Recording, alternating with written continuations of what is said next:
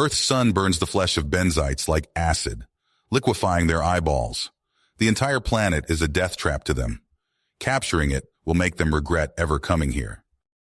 The benzite fleet emerged from null space on the fringes of Earth's solar system. Commander Xenos watched the blue-green planet spin on the view screen, its surface obscured by swirling white clouds. Another primitive species to subjugate. Another world to strip of resources and add to their empire. Over the past 200 cycles, dozens of races had fallen to the mighty benzite dominion. Xenos turned to his second-in-command. Take a scout ship. Bring back some specimens for the xenobiologists to examine. We need to assess their level of technology and determine if the atmosphere is breathable. On the planet's surface, Gary King scrambled up a steep slope, talus sliding under his boots. He leaned on his trekking pole, pausing to catch his breath. Something caught his eye, unnatural lights moving against the stars. He pulled out his binoculars and zoomed in on a silver disk descending through the clouds. Definitely not human tech. The scouts tracked Gary to a narrow mountain pass. 10 of the gray-skinned aliens leapt from the ship, plasma rifles in hand. Gary was cornered and outgunned. He smiled. He hadn't survived 3 tours with the SAS to be abducted by ET. Time to put his training to use. He had the high ground and the element of surprise. Gary wedged his trekking pole into a boulder above the alien's position and heaved. The rock slide thundered down, crushing the scout ship and half the squad. Plasma bolts hissed by Gary's head as he dove for cover, unholstering his pistol. The aliens closed in. He picked them off one by one until only the squad leader was left standing in the settling dust. The bulky alien glared at him through a cracked helmet. "Drop your weapon," Gary commanded. "You're my prisoner now." On the orbiting mothership, Xenos paced before the viewport. They'd lost contact with the scouting team. He'd reviewed the databases on this sector of space, but found no information on this system. Conquered species were always meticulously cataloged as a resource, but there was nothing at all on this planet called Earth, as if it had been purposely erased from the records. Gary zip-tied the wrists of his captive. "Why are you here? What do you want with our planet?" The alien clicked its mandibles. "Your kind is primitive. You will be enslaved as countless races have before you. Be honored, you will now serve the benzite dominion." Gary smirked. "If we're such easy pickings, why hasn't someone conquered us already? You're clearly not the first aliens to come here. So what happened to the rest of them?" The captive tilted its head. "I do not know. I assumed your species had not yet been discovered." Gary patted it on the shoulder, his tone ominous. "Well, you know what they say when you assume things. But don't worry, you'll find out soon enough why no one conquers Earth." Rumors and whispers reached even the upper echelons of the Dominion forces. Horror stories told in hushed tones by grizzled veterans about a planet so deadly no invasion force had ever returned. A planet where even the microbial life killed you in hours. Where the trees secreted neurotoxins and the venomous beasts hunted you day and night. Where even the sunlight burned through your protective suits. The natives called it Earth. Everyone else knew it as the Death World. And as Xenos searched the archives, he found oblique references to it, going back thousands of cycles. Entire data caches deleted. Whole civilizations quietly abandoning this sector of space. His heart hammered in his thorax as the implications sunk in. This planet was not just lethal to the benzites. It had rebuffed the mightiest empires in the galaxy, wiped them from existence so completely that only fearful legends remained. Gary interrogated his captive and discovered a critical weakness. Their protective suits could stop projectile weapons, but not ultraviolet radiation, one glaring chink in their armor. He stripped the alien down to its pressure suit, tied it to a tree, and calmly sat back to watch Earth's sun do his dirty work for him. It took less than 20 minutes for the benzite soldier to broil alive, its agonized shrieks echoing through the mountains. Gary winced at the horrific blisters sloughing off its body but stifled any sympathy. This was war now. A war for Earth's very survival against a cruel, galaxy-spanning empire. and he would make the Benzites fear humans the way they'd made all those other aliens fear them. Xenos sent troops to recover their captured comrade, only to find a nightmarish scene. The soldier had liquefied into a puddle of organic slurry, its suit and equipment untouched. The humans had discovered that even their planet's star was a deadly weapon against the invaders. Xenos' knees buckled as the true gravity of their situation hit him. This world didn't just kill, it completely dismantled its enemies with a brutal efficiency, wiped them out so thoroughly that no one even remembered they'd been here. And he'd just thrown an enraged rock at the hornet's nest. Humanity wouldn't meekly submit like those other races. Already one of their soldiers single-handedly massacred his scouts using little more than sticks and stones. What other guerrilla warfare were these Deathworlders capable of? The alternative to retreat, however, was unthinkable. To leave this planet unconquered, let humanity spread to the stars, and unleash their brand of destruction on the unsuspecting universe. If humans could slaughter Benzites so easily, no race would stand a chance. No, the Earth must fall, even if the Dominion bled itself dry in the process. Xenos would throw everything he had at this poisonous mudball. The first battles of the war had been fought, a war that would echo through eternity as the Deathworlders met the Dominion head-on. And if there was one thing Gary and the rest of the human race understood all too well, it was that you should never, ever attempt to invade Earth. Gary trudged down the mountain, his boots crunching on loose scree. The weight of Earth's fate pressed on his shoulders. He pulled out a secure satellite phone and punched in a number he hoped he'd never have to use again. "This is Riggs," a gruff voice answered. "Sir, it's King. We've got a situation."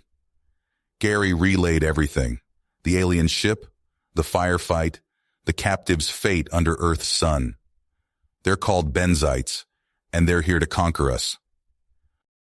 Riggs absorbed the intel in grim silence. "Get your ass to HQ, King. I'm calling an emergency meeting."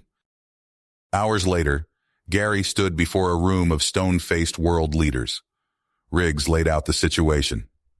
"Gentlemen, ladies, we face an extraterrestrial threat.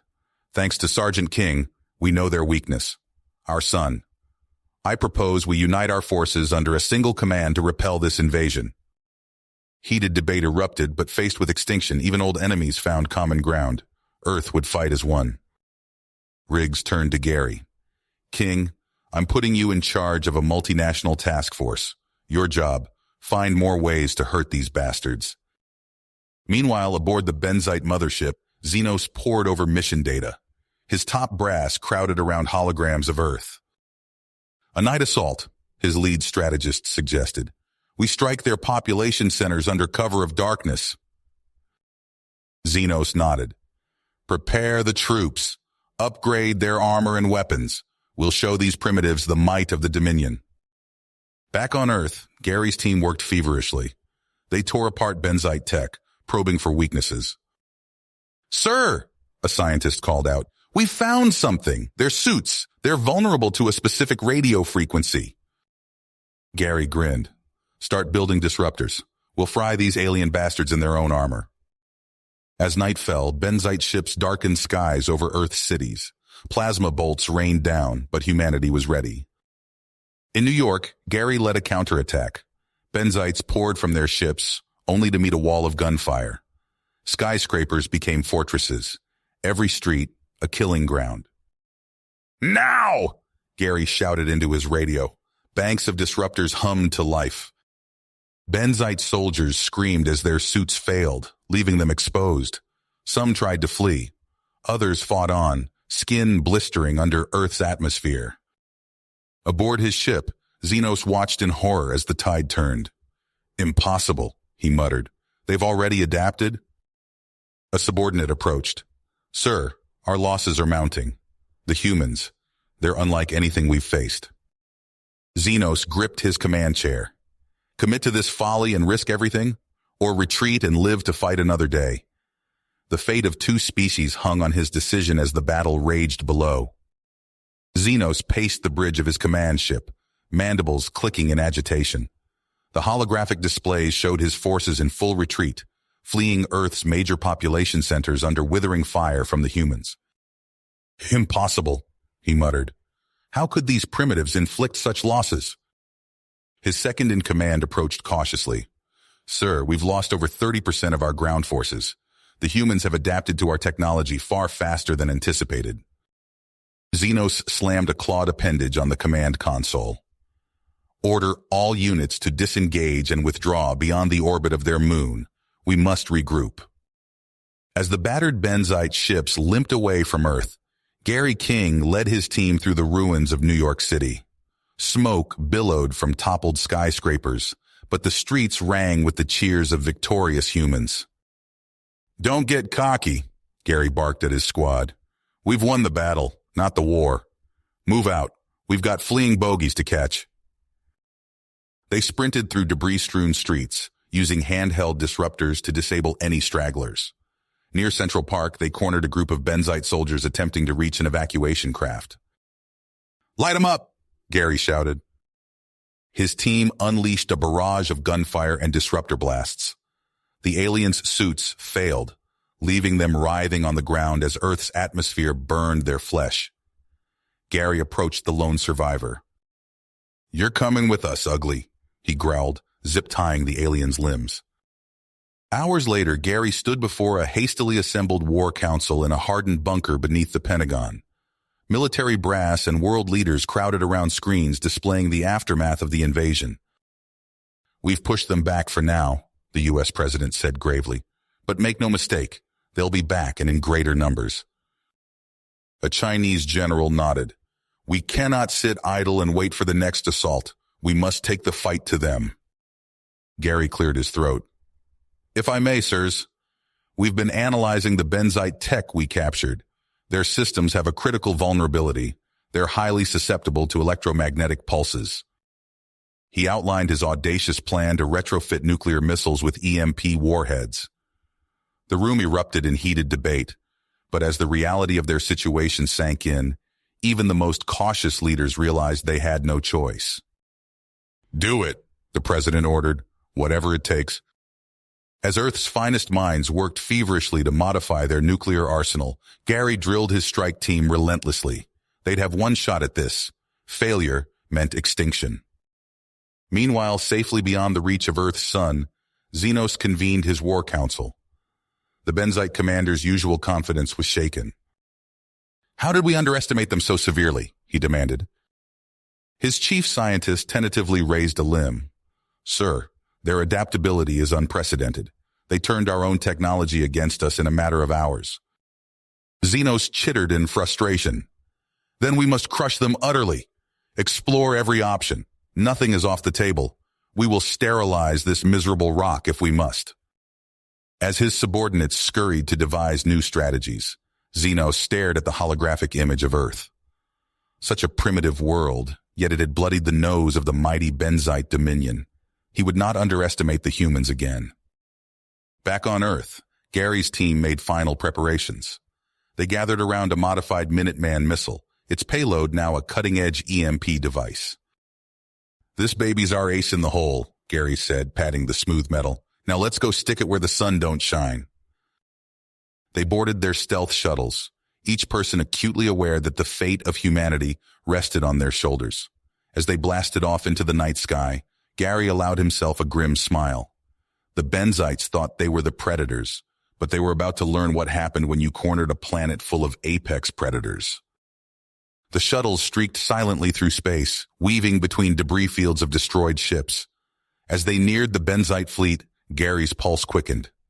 This was it, their one chance to turn the tide.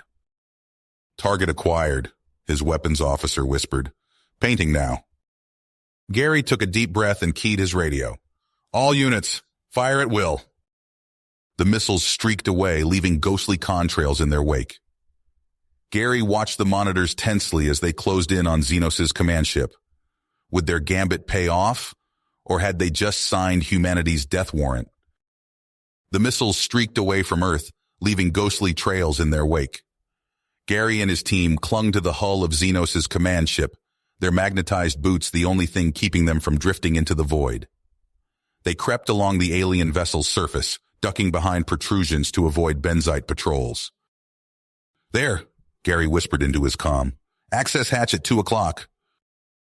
They slipped inside, the artificial gravity pulling them to the deck. Emergency lights cast an eerie red glow through the corridors. Gary led the way, his team moving in practiced formation. "Power core should be 3 levels down," their tech specialist muttered. They encountered scattered groups of benzites, clearly caught off guard.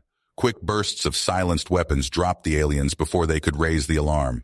Gary's team moved with surgical precision, leaving a trail of bodies in their wake. Meanwhile, on the bridge, Xenos leaned over a holographic display. "We'll hit their population centers simultaneously. They won't know what—" The ship rocked violently. Alarms blared as systems crashed one by one. Xenos stumbled, suddenly weightless. "Report!" he barked. His officers flailed helplessly. Screens flickered and died. "Sir, we've lost everything," one managed to say. Gary's team reached the power core, setting up their uplink device. "Missiles are inbound," the communications officer reported. "Guiding them through, now." The EMP detonations ripped through the ship's systems. Gary felt the deck lurch beneath him as artificial gravity failed. He pushed off, floating towards a stunned benzite. His fist connected with the alien's face mask, cracking it. Chaos erupted throughout the ship. Benzites tumbled through the air, easy targets for Gary's team. They moved from compartment to compartment, neutralizing resistance and capturing key areas. Outside, other benzite ships moved to assist their stricken flagship. Gary coordinated from his captured command post. "Fire second salvo, now." More EMPs tore through the alien fleet. Ship after ship went dark, drifting helplessly. On Earth, military commanders sprang into action. Fighters roared off runways. Missile silos opened. A storm of munitions rose to meet the crippled benzite armada. Gary watched through a view screen as Earth's counterattack unfolded. Alien ships shattered under the barrage, spewing debris and bodies into space. Those that survived were left as floating wrecks. Xenos, still trapped on his ruined bridge, received the reports with mounting horror. We've lost," he croaked. His mandibles clicked furiously. "No, we will not go quietly. Set course for their moon. We'll deny them its resources." The damaged command ship lurched forward, accelerating towards Earth's satellite. Gary's team raced to stop the suicidal gambit. They fought their way to the engine room, desperately trying to shut down the antimatter reactor. "We can't stop it," their engineer shouted, "but we can eject the core." They worked feverishly, bypassing safety protocols. With seconds to spare, they jettisoned the reactor module. The command ship slammed into the lunar surface, vaporizing on impact. But the reactor core tumbled away on a new trajectory, straight towards Earth. Gary's blood ran cold as he realized the new threat. He keyed his comm. "Earth Command, we have a problem." "Earth Command, we have a situation," Gary barked into his comm. "The benzite reactor core is on a collision course with Earth. We need immediate evac and intercept." Alarms blared through mission control as technicians scrambled to assess the new threat. General Riggs leaned over a holographic display, his face etched with concern. "What's our window, King?" "Minutes at best, sir," Gary replied, his voice tight. "That core hits atmosphere. We're looking at devastation on a global scale." Riggs straightened, his decision made in an instant. "You have a go, Sergeant. Whatever it takes." Gary turned to his team, their faces grim behind their visors. "You heard the man? Suit up. We're going hunting." They raced through the corridors of the crippled benzite ship, magnetic boots clanging against the metal deck. Debris floated past them in the zero-gravity environment as they made their way to the shuttle bay.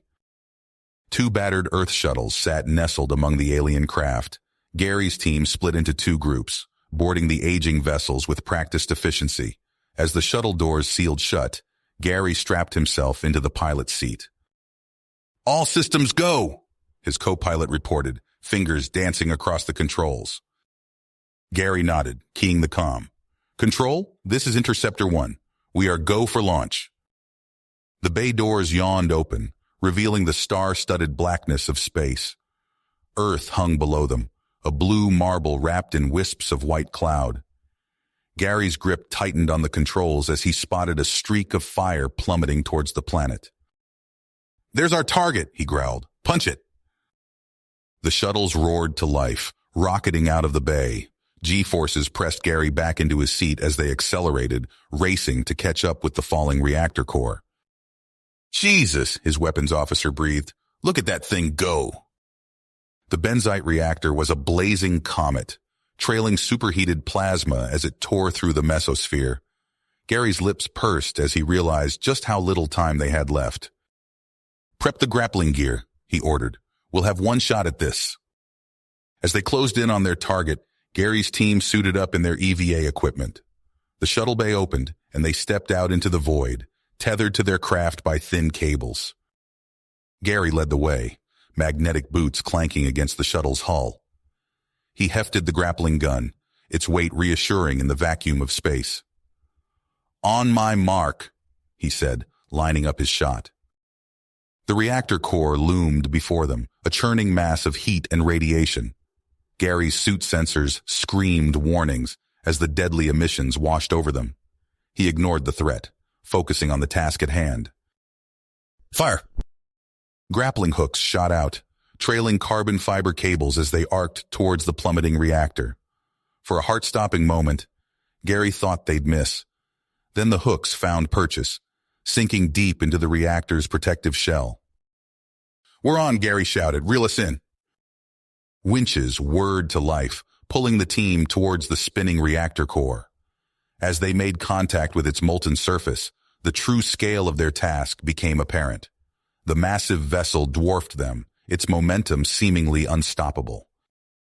Gary's team worked frantically, attaching restraints and firing microthrusters in a desperate bid to alter the reactor's course.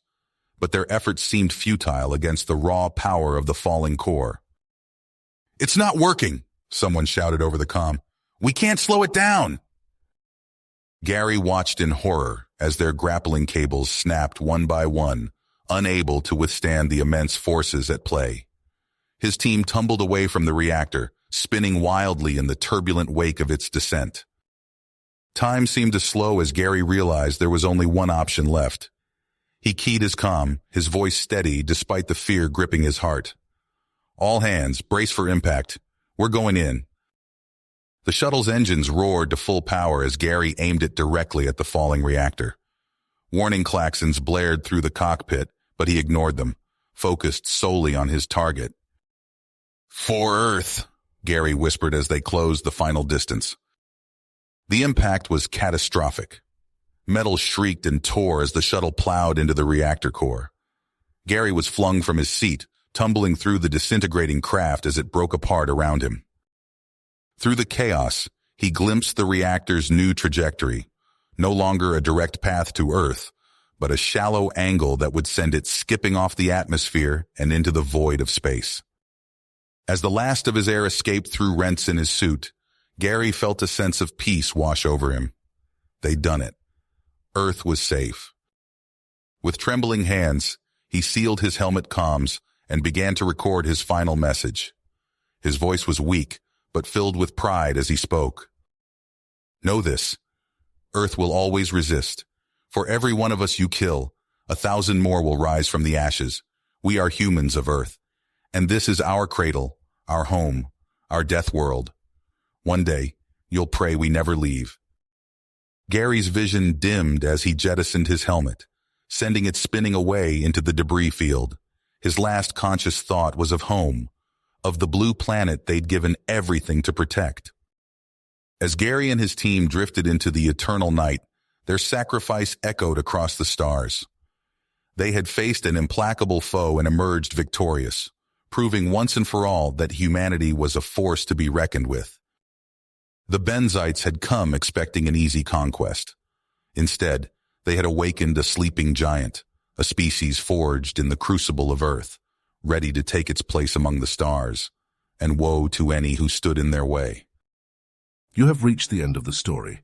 If you enjoyed this story and want to support us, please leave a like and subscribe to our channel, and for every comment that says 88, I will heart every single one of them. Thank you for your time.